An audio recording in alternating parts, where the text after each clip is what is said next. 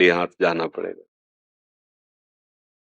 बात समझ लीजिए, बस इशारा ही बहुत है। अगर पीतल को हम सोना समझ करके जौहरी के पास जाएंगे तो खाली हाथ होगा, रकम नहीं मिलेगी, क्योंकि रकम सोने की होती है। काम क्रोध पर विजय प्राप्त हो गया तो सबका मूल तो काम ही है। काम से ही क्रोध का प्रादुर्भाव होता है। जब काम की आपूर्ति होती है तो क्रोध होता है, कामा संजायते क्रोधा। और काम की जब पूर्ति होती है तो लोभ होता है। ये सब उसी से प्रकट होते हैं। निरंतर नाम चल रहा है और स्थिति है नहीं। हमें लगता है फिर हम पीतल को सोना मान लिए हैं। अभी सोना नहीं है, मतलब सोना वो स्थिति नहीं है जो आप वर्णन कर रहे हैं कि निरंतर नाम चल। अगर हमसे भी कोई एकदम पूछे कि आप निरंतर, तो हमें रुकना पड़ेगा और कहना पड़ेगा कि प्रयास है। आगे श्री जी जाने कि क्या हो रहा है, वो क्या प्रयास है उनके बल से। हमने बड़े बड़े भजनानंदियों को इसी बात में रोते देखा है कि जैसा भजन होना चाहिए वैसा नहीं, पहले सुधार करो। ये अहम की भूमिका से वचन कहे गए हैं, स्थिति नहीं है। अगर आप सही ढंग से चलोगे तो स्थिति आ जाएगी, हमारे लिए ही स्थितियां हैं। जब नाम का तुम निरंतर की बात कहते हो, हम कह रहे हैं कुछ वर्ष 1 घंटा नियम बना लो नाम जपने का। वचन याद रखो, 24 घंटे में। वैसे तो हमने सबके लिए कहा कि अगर 24 मिनट भी ईमानदारी से तुम प्रभु का भजन करोगे तो उसका रंग देख लेना। हम 1 घंटे के लिए कहते हैं। अगर कुछ वर्ष आप 1 घंटे भजन करें तो आप देखेंगे आपके अंदर कैसा ज्ञान प्रकाशित हो रहा है। ज्ञान ही, विवेक ही मोह का नाश करता है। अब अगर देखो, अल्ट्रासाउंड नहीं होता, अब हम तो कह रहे हैं बहुत स्वस्थ हैं, लेकिन वो अल्ट्रासाउंड करके बता रहे हैं कि तुम्हारी पथरी, तुम्हारे ये रोग है, तुम्हारी, तब हम मान लेते हैं ना। तो ऐसे ही संत जनों की दृष्टि अल्ट्रासाउंड है, एक्सरा है। और तुम्हारे मन का, आज तक कोई ऐसी मशीन नहीं बनी जो मन का एक्सरा करे, वहां से पकड़ा जाता है। देखो, जितने भी दोष हैं वो अविवेक में है, और जितने भी दोषों पर विजय पाने वाली बात वो विवेक में है। होए विवेक तो मोह भ्रम भागा। विवेक हुआ, मोह भ्रम, तब सब विषय विलास विरागा। प्रारंभ यहां से होता है। सबसे पहले मोह का नाश होता है। आप काम विजयी हैं, क्रोध विजयी हैं, लोभ विजयी हैं, आप केवल मोह से परास्त हैं। अब कैसे हम, मतलब सवाल ही नहीं बैठ रहा। मतलब एक सिद्धांत होता है ना, एक सूत्र होता है ना, सवाल सही नहीं बैठ रहा। आपका निरंतर जप हो रहा है, सवाल ठीक नहीं है, मतलब दशा जो बताई जा रही वो है नहीं। इसलिए प्रार्थना है, ईमानदारी से भजन में लगो और अपने को अधम समझो। देखो, जा अगर ऊंचे उठना है तो हनुमान जी जैसे महापुरुष विभीषण को परिचय दे रहे, क्या असमय अधम सखा सुन मुंह पर रखिए। जीवन का लक्ष्य भजन है। जब, क्योंकि देखो हम लोग उसी मार्ग से चले हैं। निरंतर भजन और मोह और वृत्तियां, मतलब किससे भजन कर रहे हो, किससे भजन कर रहे हो? अगर मन मोही है, मन विषयी है, तो भजन किससे हो रहा है निरंतर? आपने कहा मन से। जिसका मन से भजन होता है तो सा वही मना कृष्ण पदार विंदयो। जिसका एक एक निरंतर भजन का मतलब एक एक वृत्ति, तो मुरारी पादार्पित चित्त वृत्ति। देखो, गोपी जन भजन करते हैं, बंशी बजी तो किसी को शुद्ध ही नहीं है। जहां से बंसी की आवाज आई उधर भागी चली जा रही, मंत्र मुग्ध हुए। भागवत में वर्णन है, अगर एक कान में कुंडल है तो दूसरे में पहन नहीं पाई। क्यों? क्योंकि रुचि नहीं है। वो तो व्यवहार मात्र हो रहा था। प्रीतम का बुलावा आया, आई ब्रजनार सुनत बंसीरो, गृहपति बंद विसारे, दर्शन मदन गोपाल मनोहर, मनसी ताप निवारे। हर्षित बदन बंक अवलोकन, सरस मधुर धुनि गावे, मधुमय श्याम समान अधर धरि, मोहन वेणु बजा। निरंतर नाम, मतलब सिद्ध पुरुष नाम जपने का प्रयास करते हैं। निरंतर नाम स्वतः चलता है, प्रश्न की कोई गुंजाइश ही नहीं है। अपने लोग उसी मार्ग में चले हैं ना। एक एक मिनट की स्थिति देखी है यहां, क्योंकि अंतर्मुखता से तो महात्मा बना जाता है, कोई बाहर की दृष्टि थोड़ी। जैसे वैज्ञानिक किसी शोध में लगता है तो एकदम एकाग्र होके उसमें घुसता है, ऐसे ही साधु अंतःकरण में अंतर्मुख होकर घुसता है एक एक वृत्ति को, तब वो परमात्मा साक्षात्कार करता है। तो देखा है यहाँ, इसलिए कह रहा हूं ईमानदारी से नाम जप करो, सत्संग सुनो और दैन्य रहो, त्रणादपि सुनी चैन। अगर हमारे अंदर कुछ भी कोई कहे कि आप तो बड़े भजन करने वाले हो, अपने मुख से तो निकल ही नहीं सकता, आप बड़े भजन कर, तो उसमें भी बहाना बताया जाता है, कहाँ भजन हमारे अंदर। अगर आपको कुछ लग रहा हो तो श्री जी की कृपा, गुरुदेव की कृपा बकाया, आप असलियत आप नहीं जानते मैं क्या हूं, असलियत तो प्रभु जानते हैं। मैं बहुत, बस जो है सो प्रभु के ऐसा। तो ये वचनों का सुधार करो और ईमानदारी से भजन करो, चाहे विश्व में कहीं रहो। सकल भूमि गोपाल की या में अटक कहा, मेरे ठाकुर का ही संपूर्ण ब्रह्मांड है। जहां से भी भजन करोगे वहीं से ठाकुर नजर आएंगे, उनके लिए कोई दूरी थोड़ी है। जहां तुम हो वहीं प्रभु है। कहो सो कहां, जहां प्रभु नहीं, तो तुम चाहे जिस देश में रहो जाके, प्रभु तो वहां भी है ना। नाम जप करो, अच्छे आचरणों से चलो और सब में प्रभु देखो। जैसे पुत्र है, पति है, परिवार के जन हैं, ठीक है, संबंध अलग अलग है, एक पुत्र है, एक पति है, एक भाई है, एक आया हुआ अतिथि है, लेकिन सब में भगवान है। संबंध अलग अलग है, रूप अलग अलग है, जैसे क्रिया अलग अलग है। कूलर, एसी, पंखा, हीटर, मोटर, अलग अलग उनका प्रभाव दिखाई दे रहा है, लेकिन पावर सब में बिजली है ले? ऐसे ही हम मोह का नाश करें कि भाई है, पुत्र है, पति है, परिवार के सदस्य हैं या रिश्ते नातेदार हैं, ये सब रूप अलग अलग हैं यंत्र के, उनका कार्य अलग अलग है, लेकिन सब में पावर भगवान का है। अब मोह नष्ट हो जाएगा। सब में अपने प्रभु को देखना, मोह का नाश है। ये विवेक से होता है, और जहां विवेक प्रकट हो गया तो भगवत प्राप्ति दुर्लभ नहीं है। तो सत्संग सुनिए, नाम जप कीजिए और अपने में दैन्यता लाइए। अपने आप अपने सद्गुणों का प्रकाश नहीं किया जाता, अगर करते हैं तो वो सद्गुण नहीं होते। तभी अगर भजन चकाचक हो रहा है ला, और फिर उससे कहोगे तो आप तो बड़े भजन, तो रो पड़ेगा, आप कैसी बात करते हो। भजन के लिए तो हम तरस रहे हैं कि भजन हो जाए।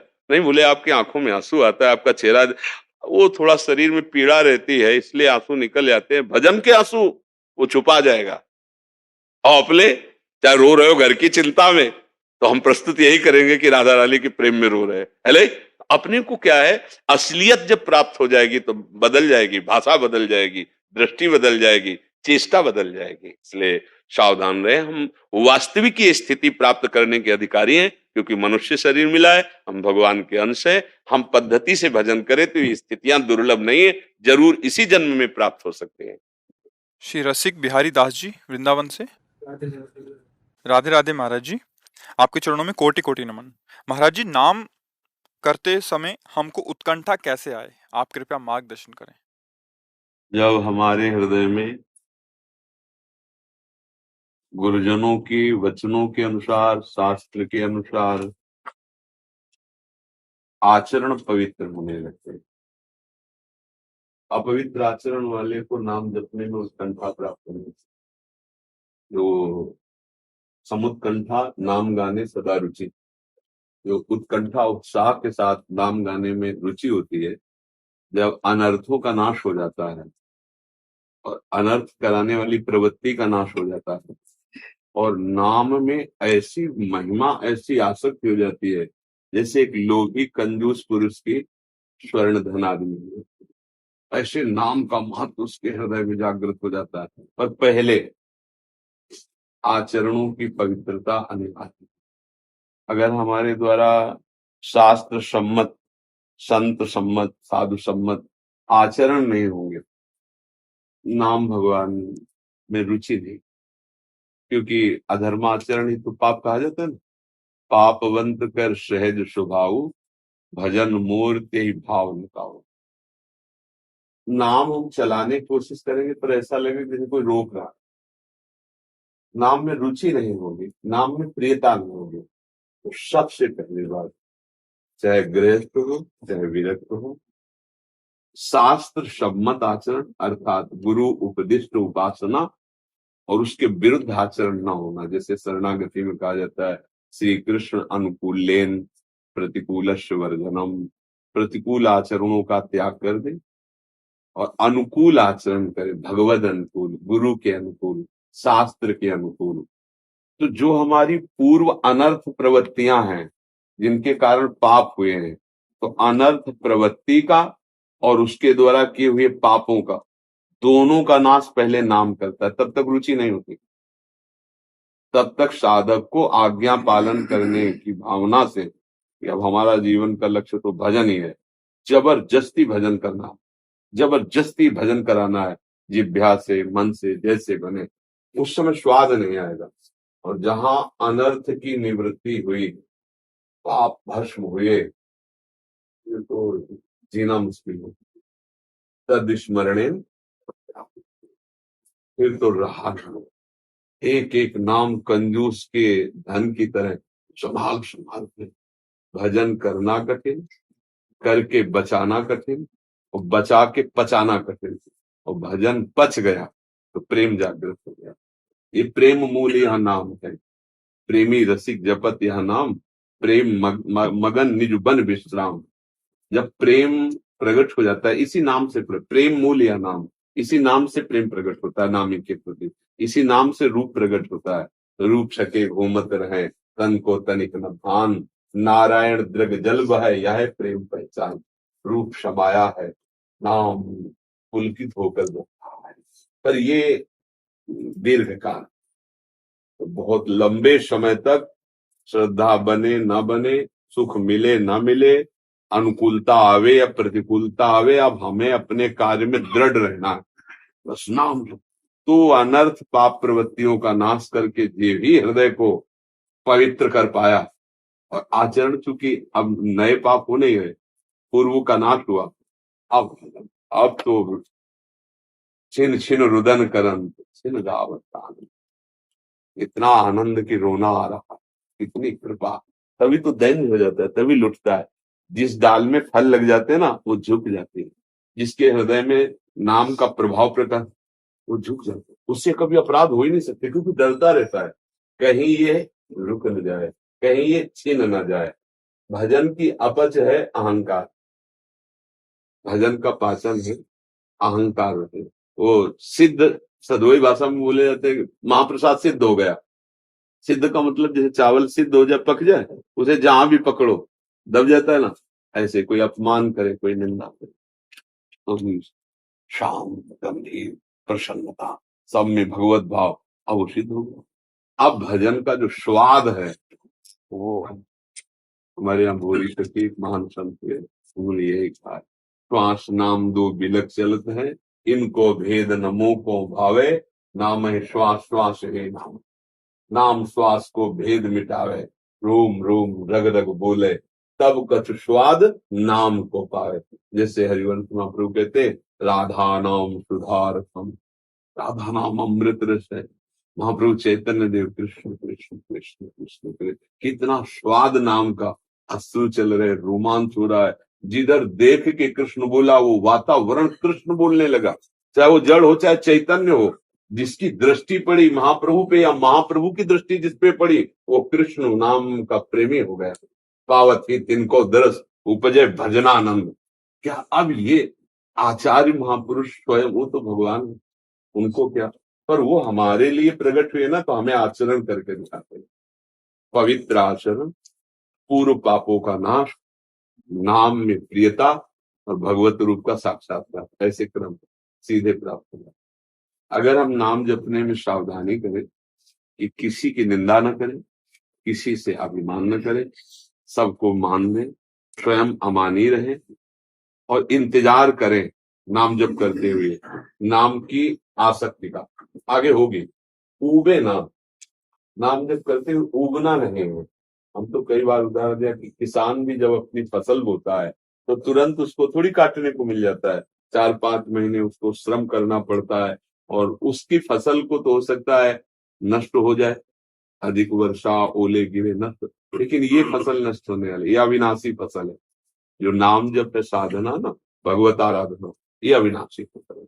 फिर नाम का रोम रोम रग रग में प्रभाव देखो। महाराष्ट्र के वक्तों में कैसी कैसी नाम की महिमा प्रकाशित हुई कि वो कंडा थाप रहे हैं जनाबाई, तो उनके कंडे से विट्ठल विट्ठल निकाला, मतलब हाथ का स्पर्श है ना, तो कंडा कान में लगा आप सुनो तो विट्ठल विट्ठल निकाला। तुकाराम जी महाराज जहाँ चरण रखते हैं और वहां कान रख दो तो भूमि बोलती है विट्ठल विट्ठल विट्ठल। और एक महापुरुष का शरीर दब गया, उनके हड्डियों से पहचाना गया उनको। चोखा हाँ चोखा मिला। हाँ, चोखा मिला। उनकी हड्डियां कान में लगाई गई तो उसने विट्ठल विट्ठल विट्ठल।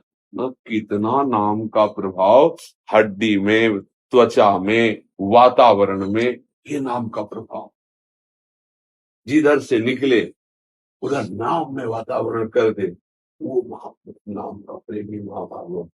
अगर ऐसे संतों का दर्शन संभाषण हो जाए तो नाम में प्रीति हो जाए। भजन न होई संग बिन, और भजन बिना नहीं प्रेम, छिनहु भजन न छाड़िए, धरिए या ध्रुव नेम। एक क्षण भी भजन न छूटे तो भजनानंदी महापुरुषों का संग करता रहे और पाप से डरे। तो हमारी पूरी बुद्धि रहनी चाहिए, कहीं कोई भजन हमारा रुक न जाए किसी विषय आकर्षण से, किसी व्यक्ति के संबंध में हमारे भजन को न छीण कर दे। देखा कि ये तो बहिर्मुख है, विषयों का भोक्ता है, इसके संग से हमारी बुद्धि राधा कृष्ण कृष्ण जो नाम प्रिय हो नाम लेते हैं, दूरी बनाओ, भागो, अपने भजन को बचाओ।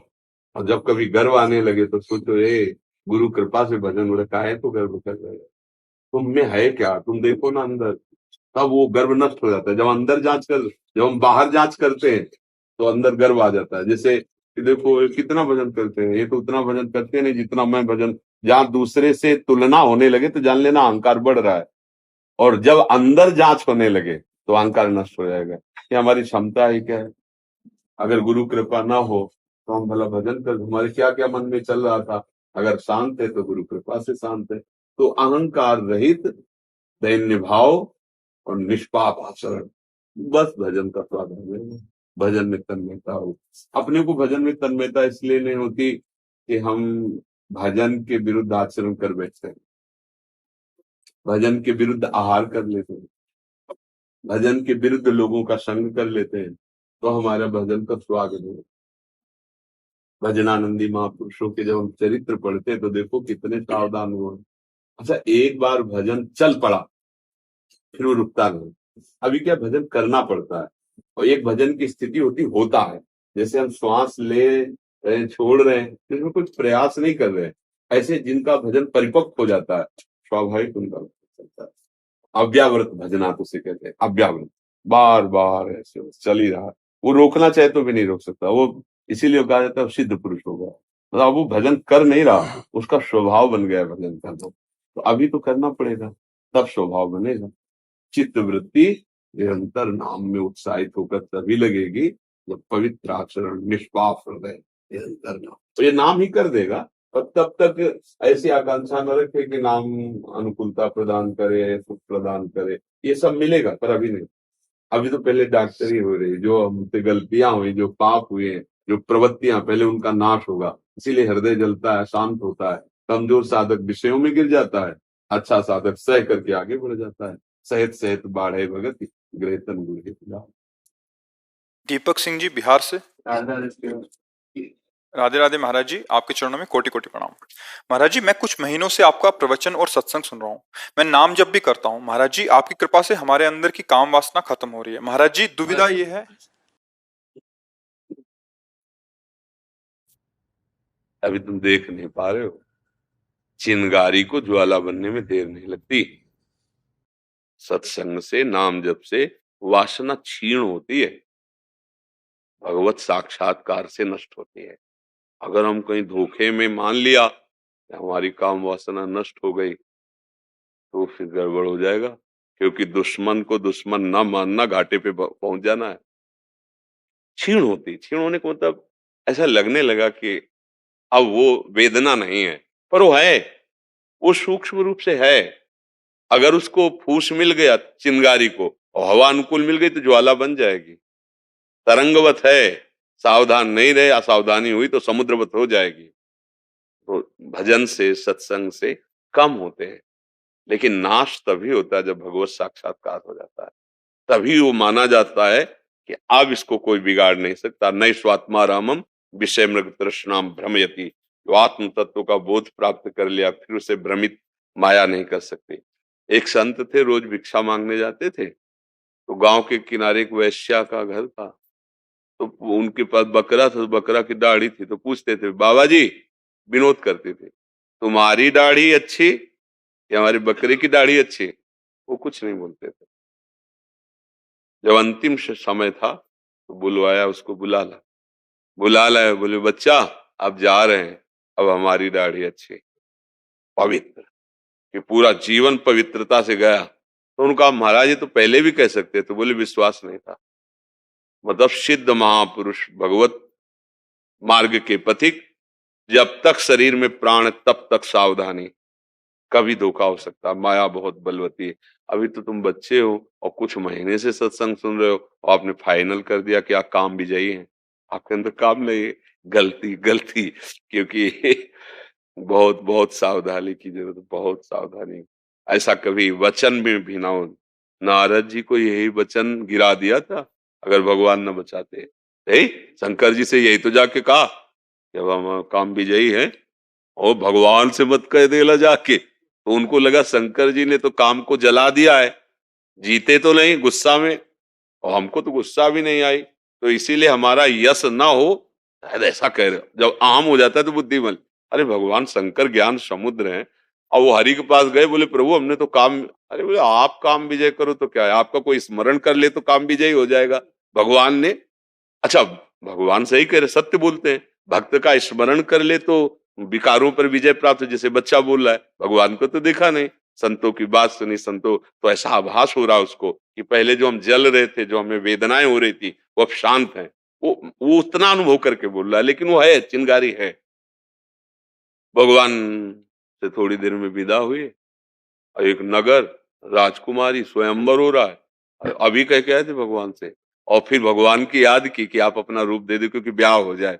तो मतलब अगर हमारे अंदर कहीं ऐसा अहम जागृत हो गया कि मैं काम पर विजय, नहीं नहीं नहीं, गलत हो जाएगा।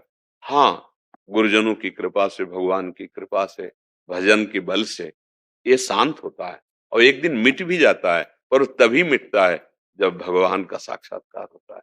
जब तक भगवत साक्षात्कार ना हो, वो तो दिव्य महापुरुष लीला करके हमें दिखा रहे हैं, तब तक मतलब डरना चाहिए। शास्त्र विरुद्ध आचरण नहीं, कुसंग नहीं, वो शांत रहेगा। और अगर कहीं मिल गया, वो 20 वर्ष की 50 वर्ष की ब्रह्मचर्य साधना मिनट में फिसला देगी। माया बहुत प्रचंड है। अब आगे बोलिए। महाराज जी, दुविधा ये है कि माता पिता चाहते हैं कि मैं वैवाहिक जीवन व्यतीत करूं। हाँ, करो, करो, विवाह करो, गृहस्थ में रहो, संयम से रहो, दोनों मित्र बन करके, संतानोत्पत्ति रूपी पूजा गृहस्थी की, माता पिता की सेवा हो, समय से ब्रह्मचर्य रहो। गृहस्थी का जो ब्रह्मचर्य है वो एक समय है, ऐसे पशुवत आचरण न धारण करे। अच्छा बच्चा, कलयुग है, कई सब नौजवान ही संत हैं, पर बहुत कठिन है बच्चा, संत मार्ग बहुत कठिन है। शासन में गुरुजनों के दृष्टि में रहने पर हम बच सकते हैं। अब देखो, बड़ा लंबा जीवन होता है, हम लोग उसे देखे हैं, हमारा मन अभी शांत है, कभी ऐसा भी होता है कि पागल बना देता है, कुछ नहीं सुनाई देता है। उस समय सहन कर पाना केवल लक्ष्य में ताकत है। ये मुझे भगवत प्राप्ति करनी है, अब चाहे मर जाऊं, मैं गलत आचरण नहीं करूंगा। अब इतना लंबा जीवन, पूरे जीवन ब्रेक खुलनी नहीं चाहिए, ब्रेक ही लगी नहीं, इधर असत मार्ग, तो बहुत कठिन जीवन है। भगवान की कृपा से ही निपटता है, नहीं तो बहुत कठिन है। हम सलाह नहीं देंगे कि तुम वैराग्य ले लो, तुम विरक्त होकर रहो, नहीं। तो ऐसे हमारे पास गृहस्थ भी जन हैं जो पति पत्नी है, नई अवस्था के हैं, और ब्रह्मचर्य से, कि हम रहेंगे पति पत्नी और ब्रह्मचर्य से दोनों रहे। ऐसे 10 जोड़े तो है ही है, मतलब 10 दंपति तो है ही है। तो हमें बहुत अच्छा लगता है कि हमें जिससे भय है उसी को पास रखते हुए तुम ब्रह्मचर्य हो, हमसे तुम श्रेष्ठ हो, है नहीं, हमसे तुम श्रेष्ठ हो। तो हमें लगता है बच्चा कि अगर ऐसा कोई सात्विक साथी मिल जाए जो भजन करने वाला हो, मतलब धर्म से युक्त हो, और ब्याह कर ले, माता पिता की सेवा करे और खूब भजन करे, तो वहां गिरने के चांस नहीं है, इसमें गिरने के चांस है। अगर बाबा जी बन के भ्रष्ट आचरण इधर उधर के, तो भैया मतलब बहुत है बुरी दशा समझो। तो हम कहते काहे को ऐसे करो भाई, दो मार्ग हैं। अगर हमारा मन तो फिर गृहस्थी का सेवन करे, धर्म से रहे, ब्रह्मचर्य से रहे, नियम से रहे। गृहस्थी अगर नियम से रहते हुए फिर गृहस्थ धर्म के अनुसार भोग आदि करता है, वो मतलब संयमी ही माना जाता है। अब पराई स्त्री हो इधर उधर, तो वो तो कोई भी हो, चाहे वो बाबा जी हो चाहे गृहस्थ हो, दुर्गति कानून के विरुद्ध आचरण करेगा तो दुर्गति तो होगी उसकी। बच्चा वैराग्य की मत सोचना। देखो हम लोग जैसे समय व्यतीत किए ना, अब वो समय नहीं है। ये तो कहो धाम है, इतनी व्यवस्था है, बड़े कष्टपूर्ण जीवन व्यतीत हुए हैं, गालियां लोगों को मिली। अब देखो ऐसा कलिकाल बढ़ रहा है कि सैकड़ों लोगों के बीच में संत वेशधारी को कूट कूट के मार डाला। नहीं आप लोगों ने समाचार में सुना हो? अरे भैया अगर कोई अपराधी है तो उसको आप पकड़ लो ना। हम कहते हैं ठीक है, आपको शंका है कि ये अपराधी है, फिर उसकी जांच कीजिए। हमारा न्यायालय विभाग, ये कौन सी पशुता है? साधु है तो मार डाला। तो समाज देखो बदल रहा है ना। हमें लगता है कि अब जो आ गए हैं भगवत मार्ग में, भगवान रक्षा करें, गृहस्थी में रह के भजन करना चाहिए। आज भ्रमण का समय नहीं कि आप गंगा यमुना किनारे घूमो मांगो खाओ, आज समय नहीं है। समय नहीं रहेगा कि साधु का मंडल लेके भ्रमण करें। आप देखो भ्रमण बंद, सब संत महात्मा अपने अपने इष्ट के धामों में, पुरियों में अपना अपना कुटिया बना के भजन करे। समय बदल गया। नहीं पहले ऐसा ही था, आज इस वृक्ष के नीचे कल उस वृक्ष, आज इस गांव में कल उस गांव में, ऐसे भ्रमण करते। आज समय नहीं है, तो बहुत कठिन है भगवत मार्ग। इसलिए बच्चा ऐसा तो सोचना ही मत। हाँ ये सोचो भगवान की प्राप्ति करनी, संयम से रहना है, माता पिता की सेवा करनी, भजन करना, पक्की बात। देखो वो तो हमको भी करना पड़ रहा है। हम आपसे बात कर रहे हैं ना, हम आपकी सेवा कर रहे हैं ना, समाज को लेके चल रहे हैं ना। तुम वहां चलो, तुम्हारे पास 4-5 लोग होंगे या 4-5 हजार रोज मिलते हैं, तो सेवा तो सेवा ही है ना। हर कष्ट सहते हुए अपने धर्म में चलना, और धर्म का फल है समाज की सेवा में लगना। इसीलिए कहते हैं ठीक से चलो, गृहस्थ में रहो, बहुत बढ़िया मार्ग है। किले में सुरक्षित, प्रहार से बच जाओगे। बाबा जी को मतलब ललकार कर पछाड़ करो, वो कोई सूरवीर योद्धा ही होता है।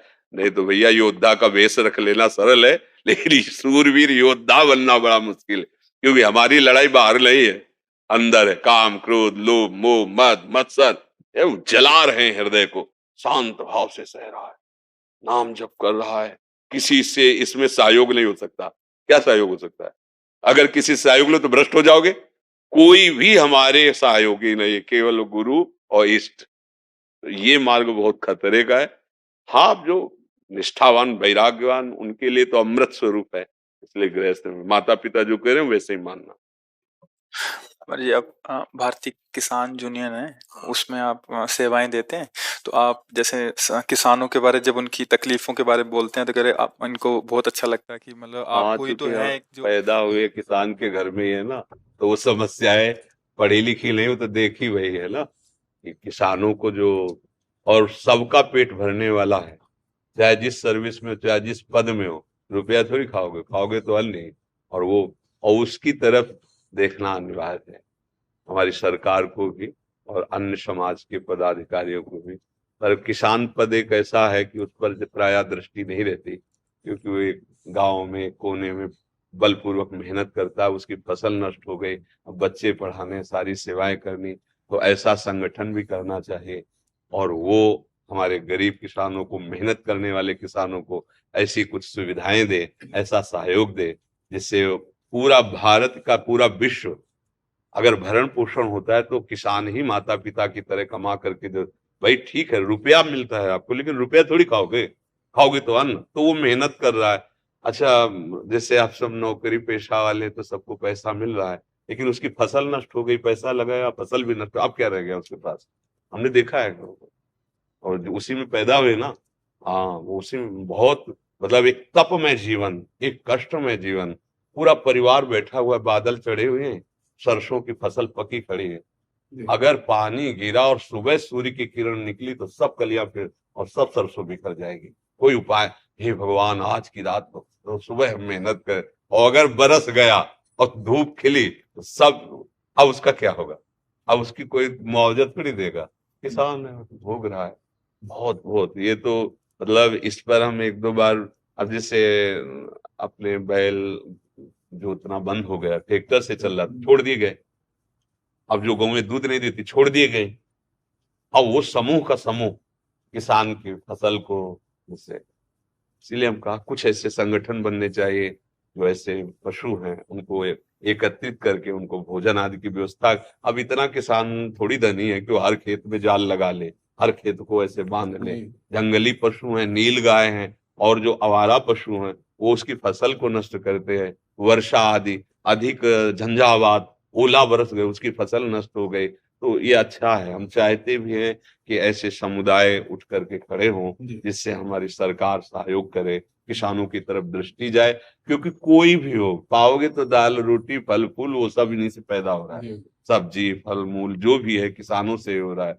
और बहुत कष्ट का जीवन होता है किसान का। मान लो जिनकी जमींदारी वो बात अलग है कि, लेकिन जिनके 10-5 बीघा खेती मेहनत कर रहे हैं, परिवार के बच्चे पढ़ाने हैं, ब्याह आदि करना है, बहुत हमें तो लगता है कि इस पर ध्यान देना चाहिए। क्योंकि ये सबके जीवन का मूल किसान है, ये अन्न आदि भोजन आदि आहार आदि वहीं से प्राप्त होता है। तो अगर आप ऐसा कुछ कर रहे हैं और लोगों को इसमें जोड़िए और आगे बढ़िए, हमारे हृदय की इच्छा भी यही है। सब किसानों की तरफ से जी एक स्मृति चिन्ह है जी, किसान भवन है जी।